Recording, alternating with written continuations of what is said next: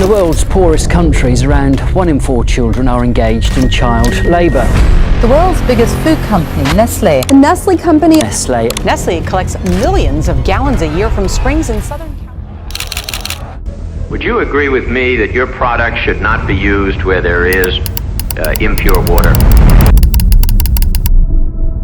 Nestle इस दुनिया की सबसे बड़ी फूड एंड बेवरेज कॉर्पोरेशन है। उनके अंडर 2000 से भी ज्यादा ब्रांड्स हैं, जिसमें chocolate, cereals, coffee, baby food, water, ice cream और ना जाने कितने प्रोडक्ट्स हैं जिनको मैं काउंट तक नहीं कर सकता। इनफैक्ट अगर आप ग्रोसरी लेने जाते हो तो इट्स इम्पॉसिबल कि उसमें कोई नेस्ले का प्रोडक्ट नहीं हो। लेकिन सोचने वाली बात यह है कि एक फूड कंपनी इस दुनिया की सबसे ज्यादा हेटेड कंपनी कैसे हो सकती है। नेस्ले के ऊपर कुछ बहुत ज्यादा हॉरिफिक एलिगेशंस हैं, जिसमें चाइल्ड स्लेवरी, किलिंग बेबी, गरीबों का शोषण और कहना कि water shouldn't be a human right. ये तो बस कुछ ही एलिगेशंस थे। नेस्ले के ऊपर इससे भी ज्यादा एलिगेशंस लग चुके हैं। तो आखिर नेस्ले की सच्चाई है क्या, और अगर नेस्ले सच में इतनी बड़ी इविल कंपनी है तो अभी तक कैसे मार्केट को डोमिनेट कर रही है। लेकिन नेस्ले की सच्चाई को जानने के लिए हमें पहले उसकी हिस्ट्री को जानना होगा। हमें जानना होगा who was the one who started it all.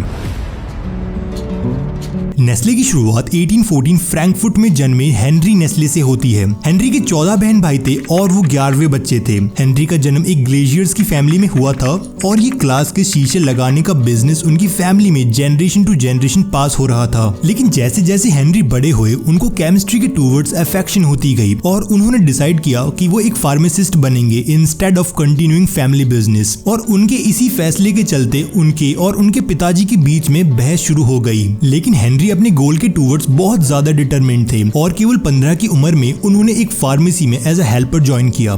इसके कुछ टाइम बाद उन्होंने जर्मनी को छोड़ दिया और स्विट्जरलैंड में रहना शुरू कर दिया और यहीं पर उन्होंने मेडिसिन का इन्वेंशन और केमिकल एक्सपेरिमेंट शुरू कर दिए थे। और अब यहीं स्विट्जरलैंड में हेनरी इस दुनिया की सबसे बड़ी फूड कॉर्पोरेशन स्टार्ट करने वाले थे। इनफैक्ट आज तक नेस्ले का हेडक्वार्टर स्विट्जरलैंड में ही है। नेस्ले हेनरी का फर्स्ट बिजनेस नहीं था। हेनरी ने नेस्ले से पहले बहुत सारे बिजनेस आइडिया ट्राई किए थे, जैसे कि vinegar, rum, alcohol, lemonade and even fertilisers, लेकिन इसमें से कोई भी बिजनेस नहीं चला। अब हेनरी अपनी 50s में आ चुके थे। एक दिन न्यूज़पेपर रीड करते टाइम उन्होंने पाया कि इन्फेंट मोर्टेलिटी रेट काफी ज्यादा बढ़ गई है, बिकॉज काफी ज्यादा सारी मदर्स अपने बच्चों को ब्रेस्ट फीड नहीं करा पा रही थी या फिर कुछ बच्चों को मिल्क के टूवर्ड्स एलर्जी थी। अब हेनरी ने इस बड़ी प्रॉब्लम को as a big opportunity consider किया। बढ़ती इन्फेंट मोर्टेलिटी रेट से यह बात तो साफ थी कि ब्रेस्ट फीडिंग का कोई ना कोई आर्टिफिशियल ऑल्टरनेटिव फाइंड करना होगा जो इन मासूमों की जान बचा पाए। बस फिर यहीं से हेनरी लग जाते हैं अपने काम पर। हेनरी ने ब्रेस्ट मिल्क को स्टडी करना शुरू कर दिया और साथ में अपनी लैब में उन्होंने काउंटलेस एक्सपेरिमेंट्स परफॉर्म किए, जिसमें कि वो अलग अलग इंग्रेडिएंट्स को यूज करते थे। बच्चों को बचाना ही केवल हेनरी का एक गोल नहीं था जिसके टूवर्ड्स वो इतनी ज्यादा मेहनत कर रहे थे, बल्कि उनके साथ हुई घटना ने भी हेनरी को काफी ज्यादा पुश किया था।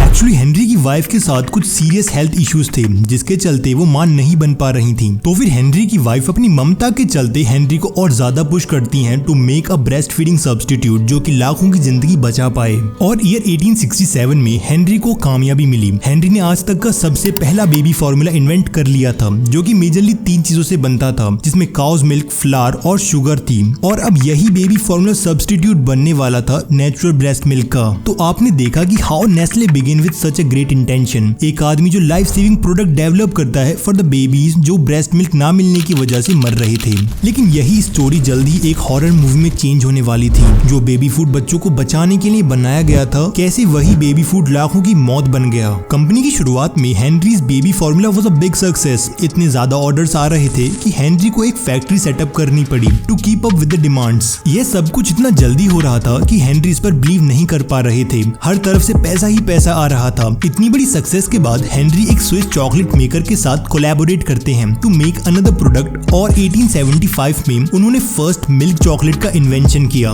बस कुछ ही टाइम में हेनरी एक अननोन स्मॉल फार्मासिस्ट से स्विट्जरलैंड के सबसे अमीर आदमी बन चुके थे और अब हर बीतते महीने के साथ नेस्ले और भी ज्यादा ग्रो कर रही थी। लेकिन अब यह सब कुछ हेनरी के लिए काफी ज्यादा था जो अपनी लाइफ के फाइनल्स में थे। अब हेनरी सिर्फ रिलैक्स और अपनी वाइफ के साथ टाइम स्पेंड करना चाहते थे। तो फिर कुछ टाइम बाद Henry decided to retire and sell his company. और अब यहीं से सब कुछ चेंज होने वाला था। एक्चुअली नेस्ले के जो न्यू ओनर्स थे उनके कुछ ज्यादा ही बड़े डिजायर्स थे टू एक्सपेंड द कंपनी, और उसी के चलते उन्होंने ईयर 1905 में नेस्ले की राइवल कंपनी एंग्लो स्विस, जो कि सिमिलर प्रोडक्ट्स ही बनाती थी, उसके साथ मर्ज कर लिया और यहीं से नेस्ले को चेंज कर दिया गया था और नाम रख दिया गया था the Nestle group. By 1920 Nestle different type की चॉकलेट्स और बेवरेजेस बना रही थी और ईयर 1938 तक उन्होंने कॉफी का प्रोडक्शन भी शुरू कर दिया था और उनकी टाइमिंग बिल्कुल परफेक्ट थी क्योंकि 1939 में वर्ल्ड वॉर 2 शुरू हो गई थी और कॉफी सोल्जर्स की डाइट का एक नेसेसरी पार्ट बना दी गई थी ताकि सोल्जर्स को नींद न आए। बीतते समय के साथ नेस्ले हर उस कंपनी को एक्वायर कर रही थी जो उनका कंपटीशन हो सकती थी। अब नेस्ले की प्रोडक्ट रेंज, वेल्थ और पावर बहुत ज्यादा बढ़ चुकी थी, लेकिन उनके लिए इतना काफी नहीं था। So they started their secret plan, और अब यही प्लान उनको बिलियंस ऑफ डॉलर देने वाला था और लाखों से उनकी जिंदगी लेने वाला था। 1867 में जब हेनरी ने उनके बेबी फॉर्मूला को इन्वेंट किया था तो उनका इंटेंशन बस उन मदर्स की हेल्प करना था जो अपने बच्चों को ब्रेस्ट फीड नहीं कर पा रही थी। उनका आइडिया नेचुरल ब्रेस्ट मिल्क को रिप्लेस करने का नहीं था, because according to multiple studies breast milk is always healthier than any other formula. तो इसी के चलते breast milk is widely recommended by World Health Organization, American Medical Association, UNICEF. तो ये बात साफ थी कि baby formula is just alternative for those who needed it. लेकिन लगभग कंपनी की 100 साल बाद 1970 में कंपनी की सेल्स कुछ कम हो गई थी और नेस्ले की ग्रीड बहुत ज्यादा बढ़ चुकी थी। तो नेस्ले ने सोचा क्यों ना हम अपना बेबी फॉर्मूला हर एक मदर को बेचें, ना कि जस्ट उनको जिसको इसकी नीड है। हजारों प्रोडक्ट लॉन्च करने के बाद भी बेबी फॉर्मूला नेस्ले के लिए सबसे बड़ा मनी मेकर था क्योंकि इसका प्रॉफिट मार्जिन बहुत ज्यादा था। तो इसलिए उन्होंने सोचा क्यों ना हम बेबी फॉर्मूला को हर एक मदर को बेचना शुरू कर दें। तो फिर नेस्ले अपने कैंपेन लॉन्च करती है saying breast milk is less powerful than their formula. Nestle अपने बेबी फॉर्मूला को सुपीरियर पोर्ट्रे कर रहा था और ये एड्स मदर्स को काफी ज्यादा मैनिपुलेट कर रहे थे कि their formula is necessity for the health of their baby and better than breastfeeding. लेकिन इन रियलिटी सच्चाई इसकी बिल्कुल ऑपोजिट थी क्योंकि इस फॉर्मूले में बहुत सारे वाइटल न्यूट्रिएंट्स मिसिंग थे जो बच्चे को हेल्दी और डिजीज से प्रोटेक्ट करते हैं। नाउ अननेसेसरीली मदर्स का ब्रेस्ट मिल्क से बेबी फॉर्मूला पर स्विच करना उनकी बच्चे की हेल्थ के लिए बहुत ज्यादा खतरनाक था, जिसके चलते रिस्क ऑफ इन्फेक्शन काफी ज्यादा बढ़ गए थे। लेकिन ये भरोसा दिलाने के लिए कि Nestle's baby formula is superior, Nestle ने डॉक्टर्स और हॉस्पिटल्स को पे करना शुरू कर दिया और बोला गया था कि convince mother to believe that their formula is far better than breastfeeding. Nestle ने इस आइडिया को पूरे एशिया और अफ्रीका में स्प्रेड कर दिया जहां पर वो सेल्स वुमेन को डॉक्टर और नर्सेस की तरह ड्रेसअप करते थे and who tries to convince mother that baby formula is better than breast milk. Now अभी जो सेल्स वुमेन थी इनको कमीशन दी जा रही थी, विच मीन्स ये जितना ज्यादा बेबी फॉर्मूला सेल करेंगी उनको उतना ज्यादा पैसा मिलेगा। तो इसके चलते उन्होंने ये बेबी फॉर्मूला बहुत ज्यादा बड़ी स्केल पर बेचना शुरू कर दिया। ये सेल्स वुमेन घर जा जाकर अपने प्रोडक्ट को प्रमोट कर रही थी।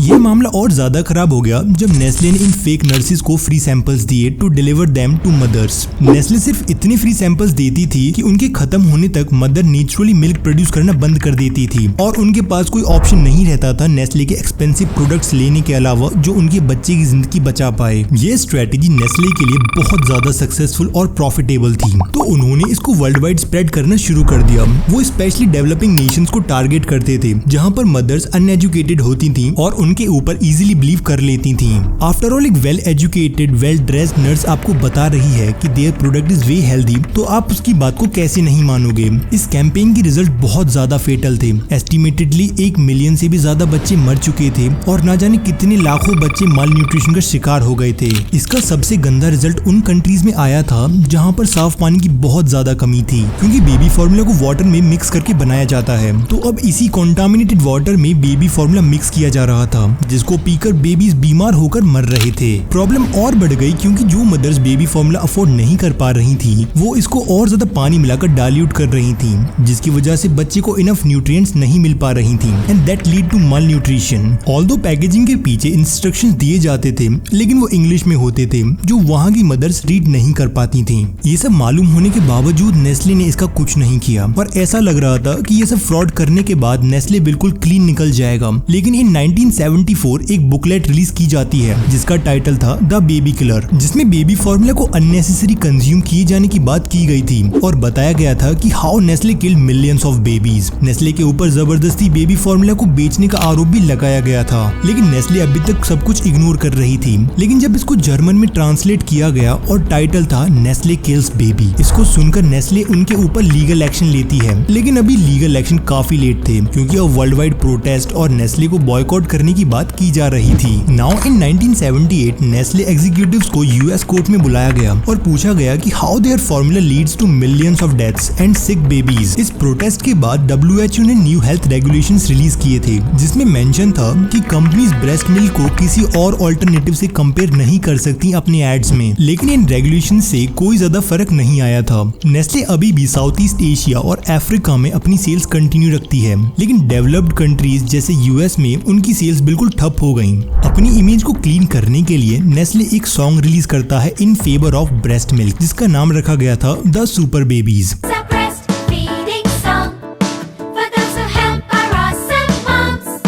नेस्ले ये शो करना चाह रहा था कि दैट दे हैव चेंज्ड, लेकिन वो अभी भी उसी सेम स्ट्रेटेजी को यूज कर रहे थे। इनफैक्ट 2018 की एक रिपोर्ट के according millions of baby are at risk of death and malnutrition just because of this baby formula. लेकिन ये तो बस नेस्ले की एक इवल साइड थी और पूरी कहानी तो अभी बाकी है।